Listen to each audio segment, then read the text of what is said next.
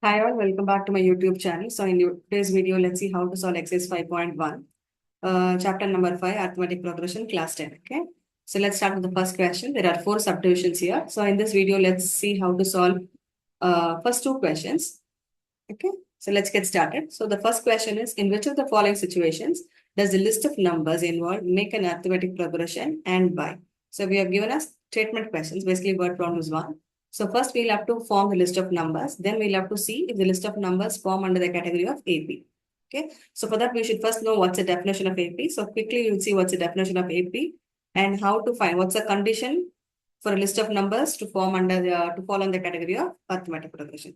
So this is the definition. So an AP is an arithmetic progression is a list of numbers, okay, in which each term is obtained by adding a fixed number to the preceding term except the first term.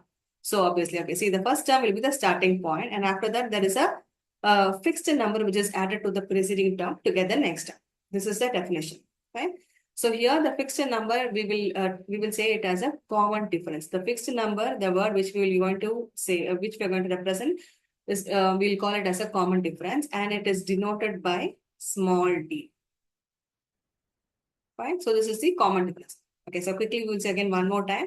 An arithmetic progression is a list of numbers in which each term is obtained by adding a fixed number to the preceding term except the first term. So the first term will be the starting point. So after that, there is a fixed number which is going to be added to the every preceding term to get the next term. That's it. Okay. And this fixed number is called as a common difference, and it is represented by small d. Now, another important point, the fixed number actually it can be positive, it can be negative, or it can be zero also. So all the 3 cases are possible. So the fixed number which you're going to find, the d value can be a positive number, can be a negative number, or it can be 0. Now the next question is, how do I find what is d? Okay, now how do I find? See, basically these are the list of numbers. So A1 first term, second term, third term, and fourth term, right? Now how to find what is the d? So it is always A2 minus A1, A3 minus A2, A4 minus A3. If you have the next term also, for example, you have A5, then it is A5 minus A4. You can choose any 2 consecutive numbers in the list. Not necessarily that we will have to start from the beginning. Even if you choose any 2 consecutive numbers in the list of numbers, the d value should be the same. See, A2 minus A1 should be d. A3 minus A2 also should be 3. A4 minus A3 should be d. So if the d value is the same for the entire series, that means it falls under the category of AP. That's it. Okay, fine. Now clear how to find d value. So basically d value, A2 minus A1 second term minus first term, or third term minus second term, or fourth term minus third term, or any 2 consecutive numbers like this. Then the only condition is the d value should be same. And also d value can be positive, negative, or it can be 0 also. Fine, easy, clear. Now let's start with the first question now. Okay, the first question. The taxi fare after each kilometer, when the fare is rupees 15 for first kilometer, okay, and rupees 8 for each additional kilometers. So they have given us a taxi fare. Okay, the taxi fare is rupees 15 for first kilometer and rupees 8 for each additional kilometer. So for the first kilometer, that is for the first kilometer which I'm going to travel, the taxi fare is actually rupees 8. Sorry, rupees 15. Okay. Suppose I'm going to travel for 2 kilometers. Okay, now if I'm going to travel for 2 kilometers, then the taxi fare will be 15 for the first kilometer. Okay, for the next kilometer which I'm going to travel, it will be rupees 8. Now let's say if I'm going to travel for 3 kilometers. Then 15 for the first one, 8 for the second 1 kilometer, then again 8 for the third kilometer I'm going to travel. So the first one will be 15. For the 2 kilometers which I'm going to travel will be 23. Okay. Then for the 3 kilometers which I'm going to travel will be 15 plus 6, that will be 31. Okay. And if I'm going to travel for 4 kilometers, that will be 15 plus 8 plus 8 plus 8. So which is equal to 39. Okay. So now this is the list of, these are the list of numbers. So my list of numbers will be 15. For 1 kilometer, 2 kilometer from travel, I'll have to pay 23 rupees. 3 kilometers if I'm going to travel, I'll have to pay 31 rupees. And 4 kilometers if I'm going to travel, I'll have to pay 39 rupees, and so on. Okay, now let's write. Now this is A1, A2, A3, A4. Now we should find what is D. Okay, now this is the important thing. Now we should find what is D. How do I find what is D? Very simple.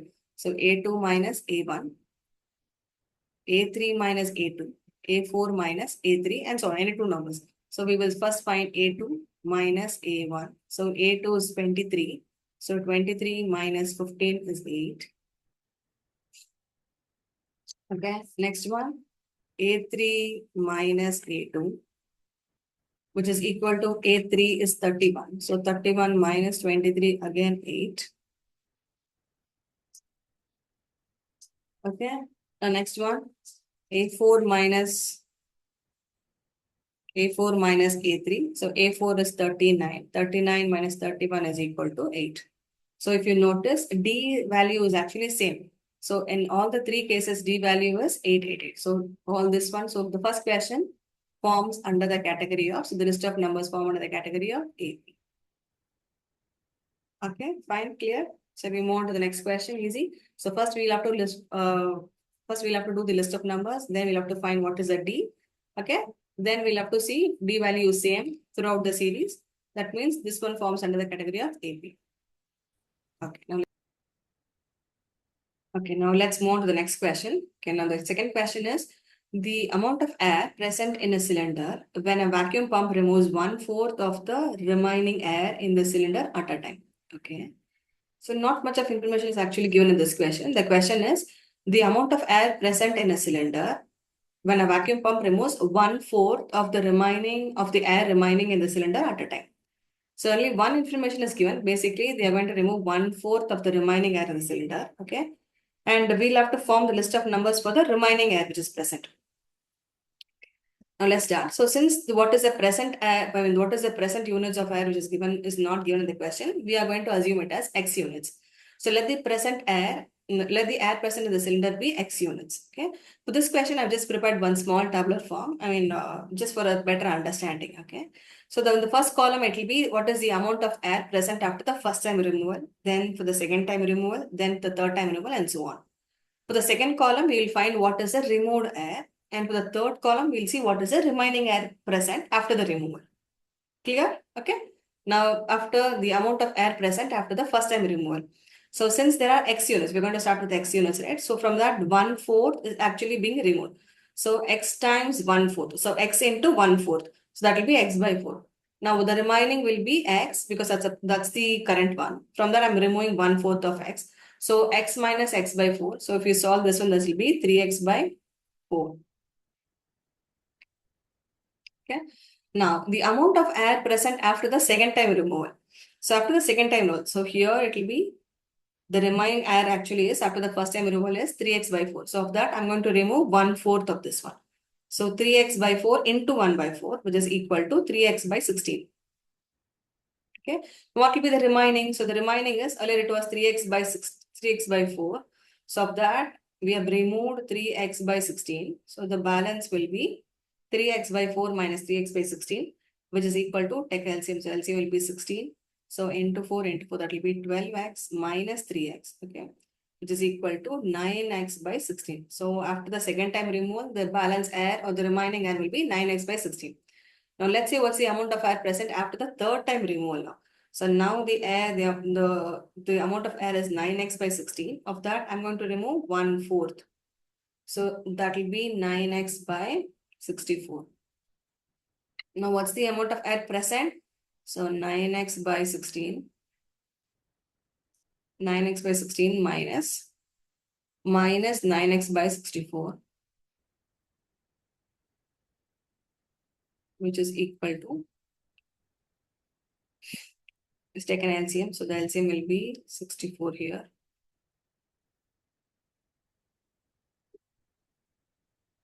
So if you into 4, that will be 36X. 36X minus 9X, which is equal to 27X by 64. Okay. So this number is actually 36.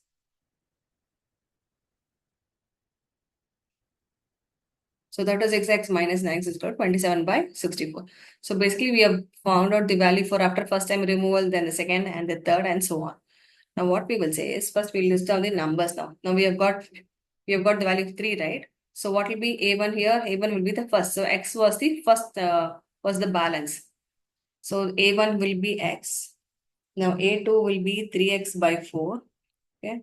Now A3 will be 9X by 16. And A4 will be 27 by X, 27 by 64. Now let's see. Let's find out the D value. So D value is equal to, how do I find D value? A2 minus A1, A3 minus A2, A4 minus A3. In all the three cases, we'll have to get the same value. So A2 will be 3X by 4 minus X. This is equal to LCM is 4, then 3X minus 4X, which is equal to minus X by 4. So this is the first D value. Now what's the second D value? A2 minus A3, A3 minus A2. So A3 is, I'll just write. So A3 minus A2. So which is equal to, here I didn't write. So here what I've done is I've done A2 minus A1. Okay. So here it is A3 minus A2, that is 9X by 16 minus A2 will be 3X by 4. So which is equal to LCM 16 again. So 9X minus 12X, which is equal to minus 3X over 16. Okay. So the second D value which I've got is actually different. So the first is minus X by 4. Second one is minus 3X by 16. Okay. So it's not same. Still, we'll just find the next one also. So we will find A4 minus A3 just for our understanding. I'm just finding. So here A4 is 27 by X. Okay. So A4 is 27 by X by 64. Minus A3 is 9X by 16. LCM will be 64. 27X minus 36X. So which is equal to minus 9X over 64. So if you notice, the D value is actually different in each case. In all the three cases, D value is different. So obviously this will not form under the category of AP. So what we can say is we will just conclude like A2 minus A1 is not equal to A3 minus A2.